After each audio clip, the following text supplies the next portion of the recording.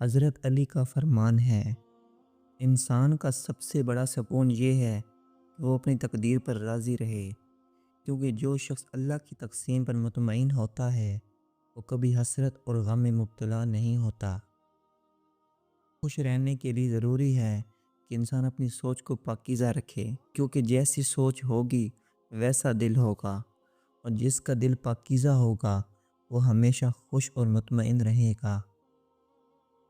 انسان کی سب سے بڑی دولت اس کا مطمئن دل ہے، کیونکہ جو دل قناعت کرنے والا ہو وہ غربت میں بھی خوش رہتا ہے، اور جو دل لالچی ہو وہ دولت کے باوجود غمگین رہتا ہے۔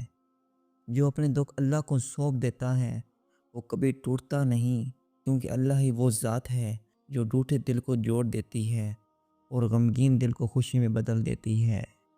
انسان کی اصل خوشی اس وقت ہے جب وہ اپنی عبادت میں لذت محسوس کرے، کیونکہ جو دل عبادت میں خوشی پاتا ہے وہ دنیا کے تمام غموں سے آزاد رہتا ہے۔ انسان کے دل کی روشنی دوسروں کی خدمت سے بڑھتی ہے، اور جو دل دوسروں کے لیے جلتا ہے وہ خود بھی نور اور خوشی سے بھر جاتا ہے۔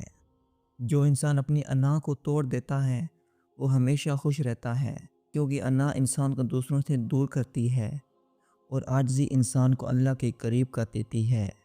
زندگی میں اصل خوشی یہ ہے کہ انسان اللہ کے حکم پر راضی ہو جائے، کیونکہ جو اللہ کے فیصلے کو قبول کرتا ہے وہ ہر حال میں مسکراتا رہتا ہے۔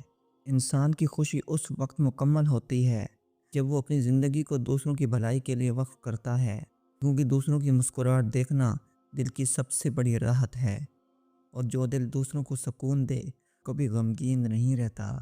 جو شخص اپنی خطاؤں پر شرمندہ ہو جاتا ہے اور دوسروں کی خطاؤں کو معاف کر دیتا ہے اس کا دل سب سے زیادہ ہلکا اور خوش رہتا ہے، کیونکہ معافی دل کا اصل سکون ہے۔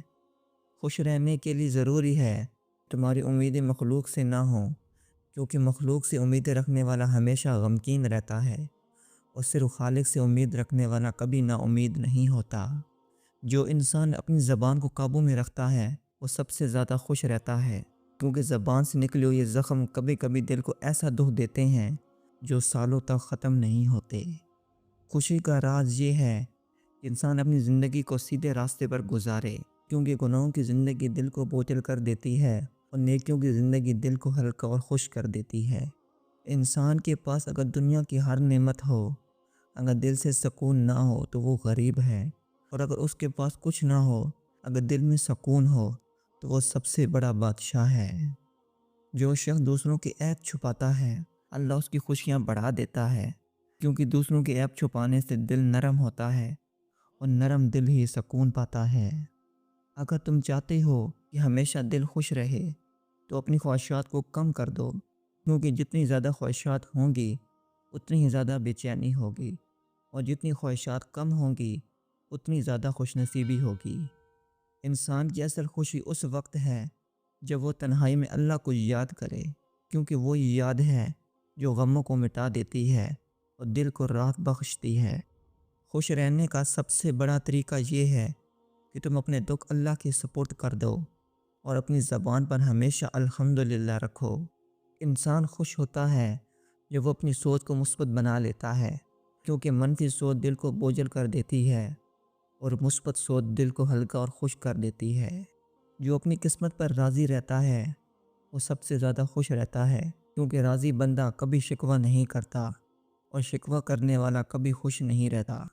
انسان جب دل سے تکبر نکال دیتا ہے تو اس کے اندر خوشی آ جاتی ہے، کیونکہ تکبر دل کو سخت کرتا ہے اور عاجزی دل کو نرم اور خوش کر دیتی ہے۔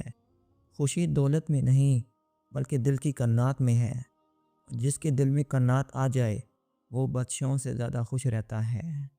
جو انسان اپنی سوچ کو اللہ کے ذکر سے بھرتا ہے وہ غموں کو بھول جاتا ہے اور خوشی اس کے دل کا ساتھی بن جاتی ہے۔ حقیقی خوشی یہ نہیں کہ تمہارے پاس کتنا ہے، بلکہ یہ ہے کہ تم اللہ کی رضا پر کتنا راضی ہو۔ راضی بندہ وہی ہے جو مشکل وقت میں بھی شکر گزار رہتا ہے۔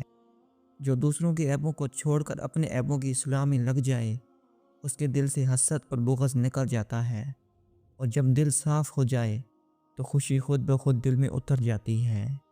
خوش رہنے کے لیے سب سے ضروری یہ ہے کہ تمہارا ضمیر مطمئن ہو، کیونکہ بے چین ضمیر ہزار نعمتوں کے باوجود سکون نہیں پاتا، اور مطمئن ضمیر غربت میں بھی خوش رہتا ہے۔